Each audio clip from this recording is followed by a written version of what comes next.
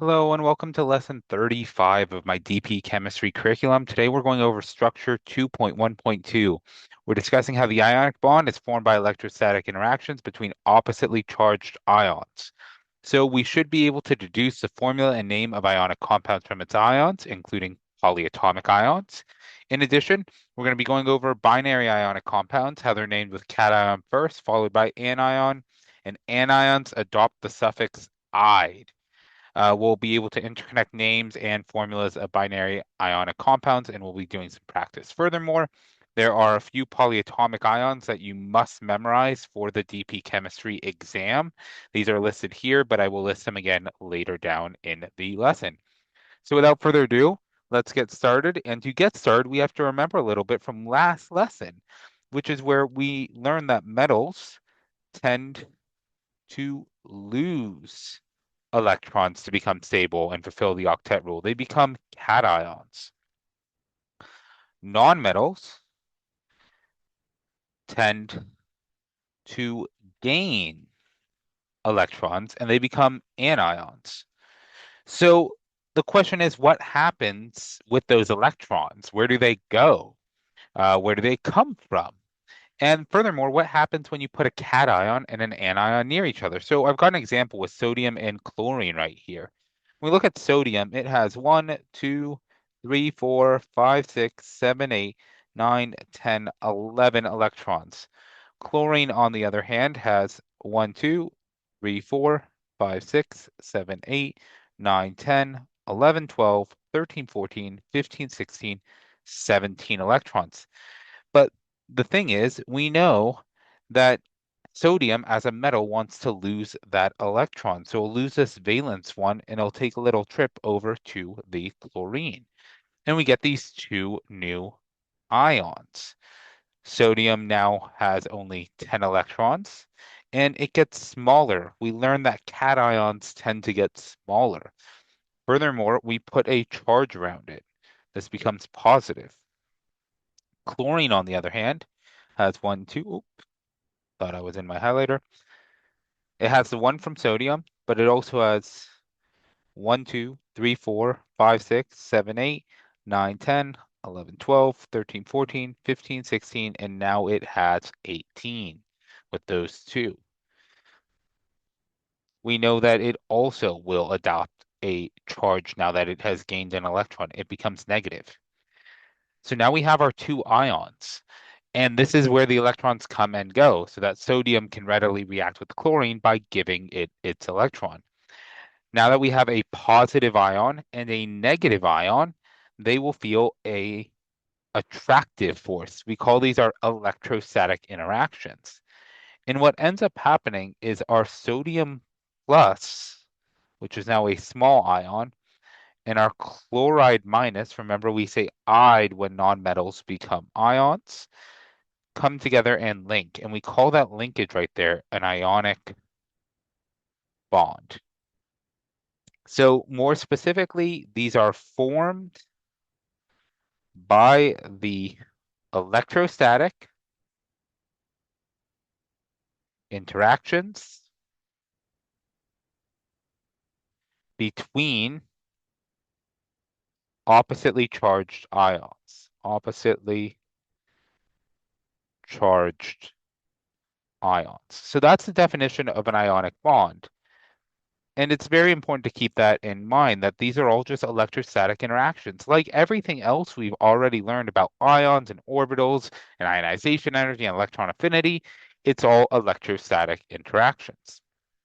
Something else to note is you may notice a positive and a negative charge, but overall, these charges will cancel. So we can say that while ionic bonds are comprised of ions, the important thing is they are electrically neutral, always. And specifically instead of ionic bonds, we're going to be talking about ionic compounds. So these things that have been formed by ionic bonds. Uh, Furthermore, When we look at a grain of salt, and I'm going to try and reference this by using red for sodium because it's positive, blue for chlorine because it's negative, and we'll give this a shot. So I'm going to start drawing out a giant structure of sodium chloride, and I will pause it and be back in a moment. So we're back with this sodium chloride lattice. So it forms this nice ordered pattern, and this is what salt looks like, NaCl. Should probably change that back to the standard writing. And so it's this repeating pattern of sodium and chlorine. And even though there may be millions, billions, moles even of sodium and chloride ions, we generally refer to it as NaCl. So that's what we call a formula unit. So specifically, very much like empirical formulas, and it is an empirical formula. So this is the empirical formula for ionic compounds. A formula unit just shows the simplest ratio of ions. Shows simplest ratio of ions. So this is basically saying we have one sodium to every one chlorine in this ever growing lattice of salt. So we need to be able to reference those formula units and understand what they mean. Now, from here, we should talk about a very specific type of ionic compound, and this will be the most common compound you're going to be using in DP chemistry. So this is a binary ionic compound. Now, we understand an ionic compound is a compound made from two or more ions. Binary specifies two different ion types. And what I mean by that is if we look at sodium chloride, that's a binary ionic compound. Furthermore, with binary ionic compounds, we can deduce the formula unit by observing or identifying valence electrons of ions that make it up. Very specifically, what we're saying is that the electrons lost by cations must equal the electrons gained by anions. And the reason for that is because, as we mentioned before, these are neutral. So the loss must equal the gain overall. So how do we actually do that? Well, the best way to start is by looking at some examples. So let's start off with the example of lithium and chlorine. So when we look at lithium, lithium is in group 1. We learned that group 1s have one valence electron. Chlorine, on the other hand, has 7 valence electrons. Group 1s tend to lose one electron. Group 7s or 17s, sorry, tend to gain one electron. So if we have one electron to lose and one electron to gain, we just kind of make that work. It's a 1-2-1. So if we were to use a type of diagram, also known as a Lewis diagram, which just shows electrons, and we'll discuss these more in the future, we can note that chlorine kind of has this like empty space for 8. Again, that references the octet rule, where we can just kind of go ahead and scooch this electron over here. And by doing that, lithium has lost its electron and given it to chlorine. This creates a positive charge. This creates a negative charge, and they bond as LiCl. One lithium to one chlorine. That is a perfect formula unit. But what if they're not so even? What if it's not lose one, gain one? Well, let's look at magnesium and fluorine. Magnesium tends to have two valence electrons, while fluorine, also like chlorine, has seven. Being a halogen, they act very similarly. This one, however, is going to lose two electrons, while fluorine is still only going to gain one, much like chlorine. So now we have two electrons. If we look at these Lewis diagrams, we have two electrons to give, while fluorine over here has an empty spot for only one. So what we need is a second fluorine. This way, one electron can go here and one electron can go here, satisfying the electrically neutral requirement. So as these come together, we create the compound MgF2, and we use a subscript 2 to reference that there are two fluorines in this compound. Two fluorines in this compound. So by looking at these charges and electrons, we can figure out what our actual equation is, what our formula unit is. There's one other method other than kind of like just working it out algebraically, and that's kind of a little bit of a cheatsy doodle method, but everyone loves it anyways. I call it the crisscross method, ion method. And it has three steps, which we'll learn and then we'll figure it out how to use it. Step one is deduce ion charges. So what charge will the ion make? Step two is where it gets the name from, crisscross ion value. Crisscross ion value down to subscripts. And we'll figure out what that means in a moment. And finally, step three, reduce subscripts to simplest ratio. And that's because we have to follow our formula unit, which is the simplest ratio. So this is our crisscross ion method.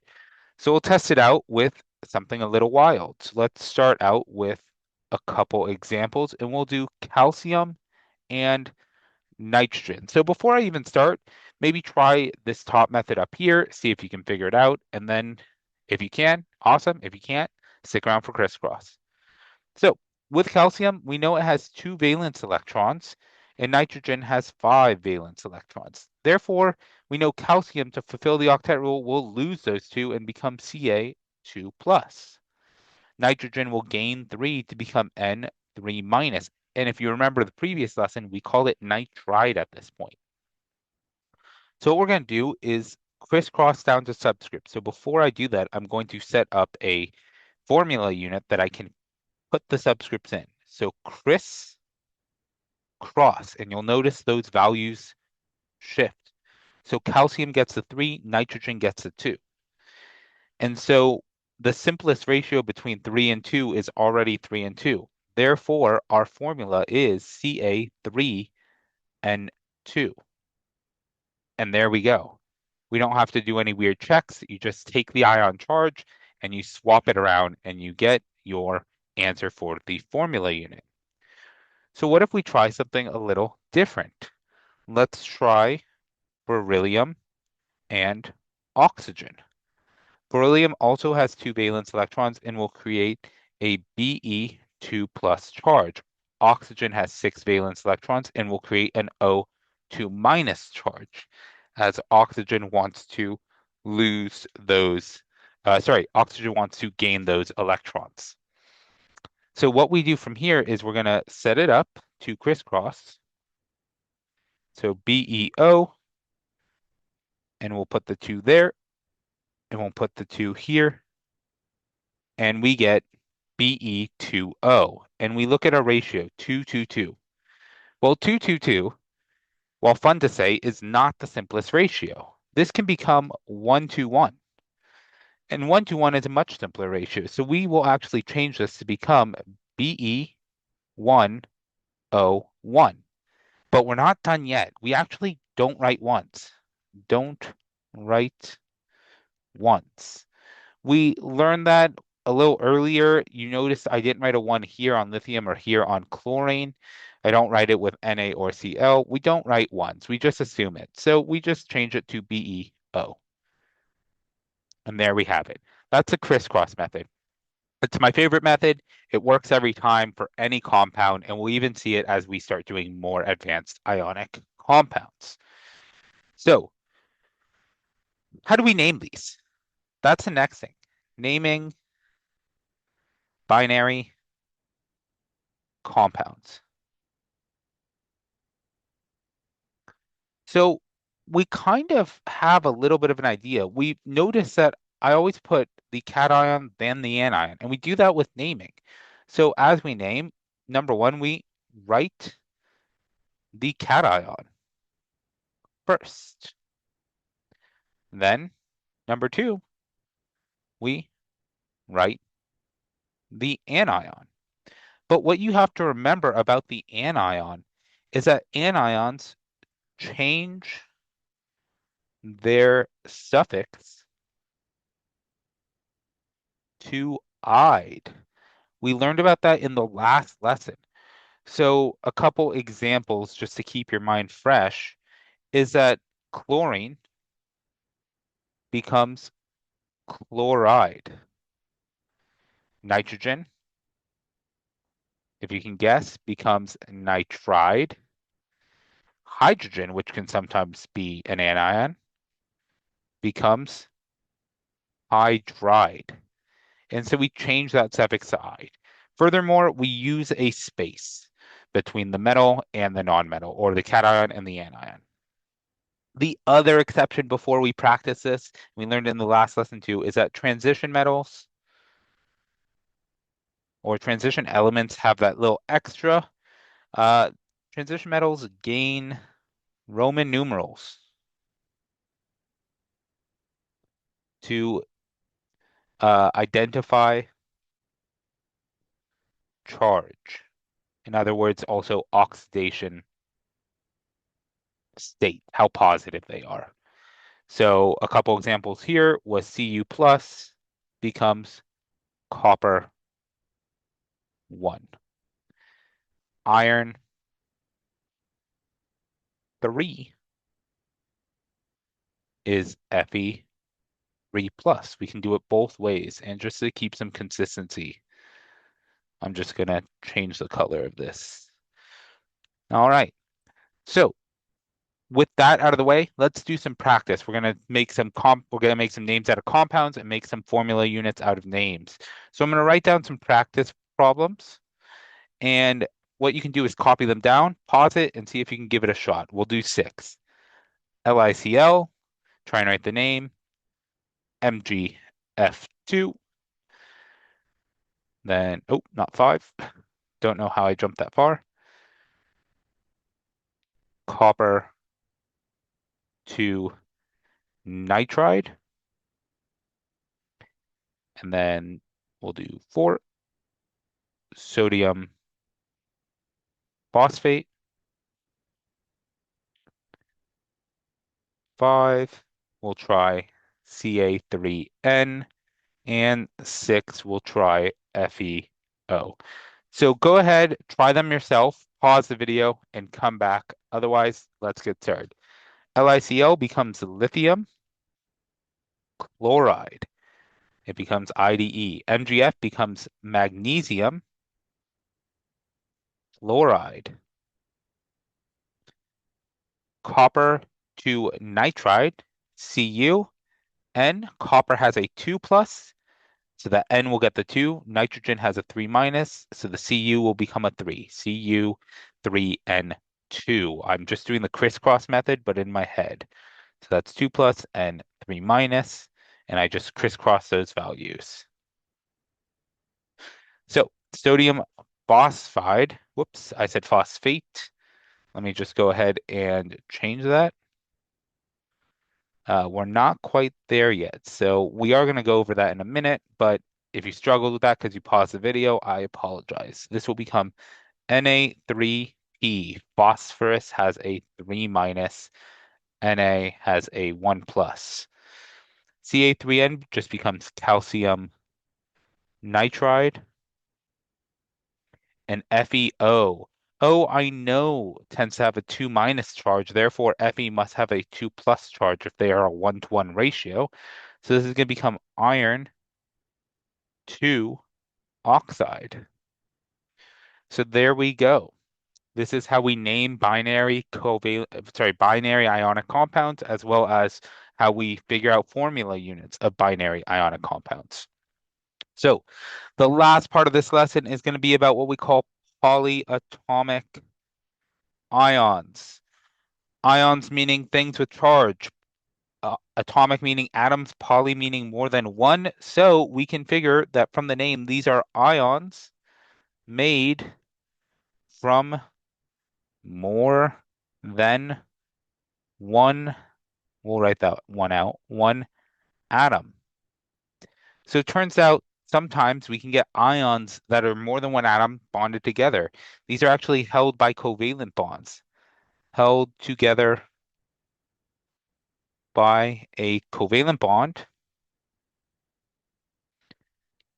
But there's a special thing because they, oop, bond, they have experienced the loss or gain of an electron. And furthermore, this causes an overall charge or creates an overall charge. So how do we actually deal with these? Because it's weird thinking about multiple things together. So for example, we have this thing that's a nitrogen with 4 hydrogens, and overall it has a positive charge. We use the square brackets to denote that. But how do we actually deal with it? How do we create bonds? Because this is kind of like some crazy mess, and I don't know if I want to deal with it. Well, it turns out there's nothing special. We create ionic bonds like normal bonds, like normal. And the even easier thing about this is that the names never change. So there's no "ide," there's no Roman numerals. The names will never change for polyatomic ions. This one, for instance, is called ammonium. So it's like ammonia, but it ends with an IUM, and it will always be a no ammonium. There's not ammoniumide, there's not ammonium 3. It's just ammonium, plain and simple. So let's quickly talk about the few that we must memorize for the IB. So you must memorize this for your exam. Oop, memorize these. So we'll go over them. The first one is going to be ammonium.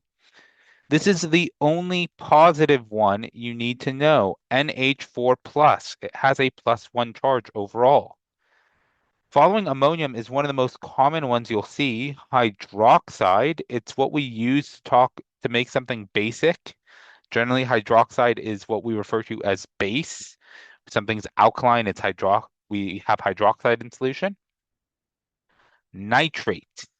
We use nitrate to make a very strong acid called nitric acid, and it's NO3 minus, nitrogen, 3 oxygens, and an overall charge of 1 minus.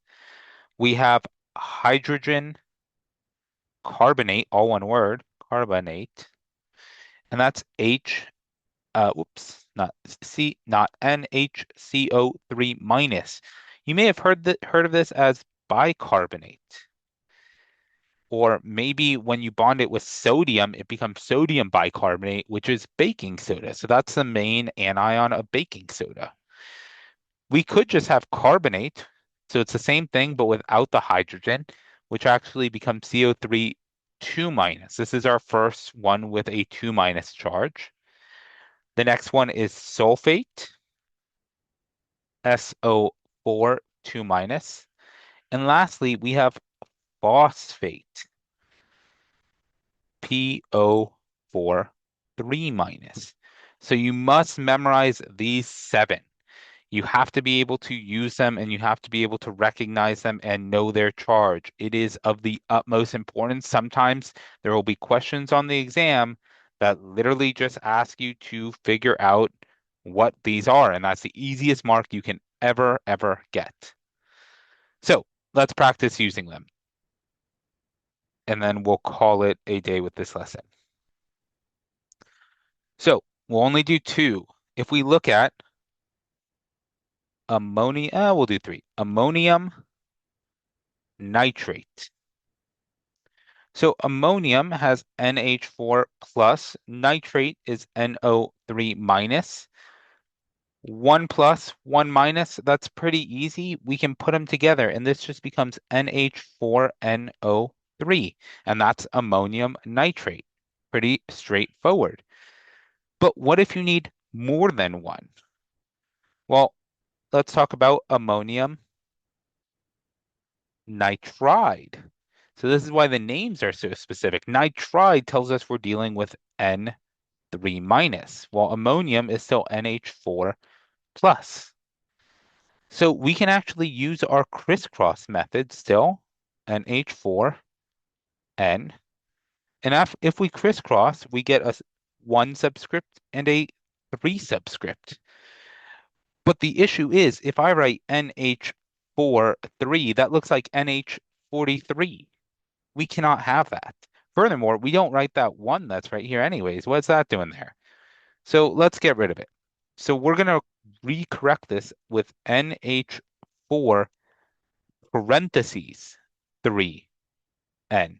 And therefore, we know that this 3 applies to the whole of ammonium. We have three full ammonium molecules or polyatomic ions to the nitrogen. All right, we'll try one more and let's see if you can name this one this time. Uh, yeah, we're going to keep using this compound, but we'll do this and we'll look at that. So go ahead and try and name this one. I'll number these. 1, 2, 3. So pause the video, try yourself, and then let's look at the answer. Well, this is ammonium, and we always name the cation first. And this other one is sulfate, so it just becomes ammonium sulfate. And that's it. Now you know how to do ionic compounds and polyatomic ionic compounds. So I hope this helps and have a great day.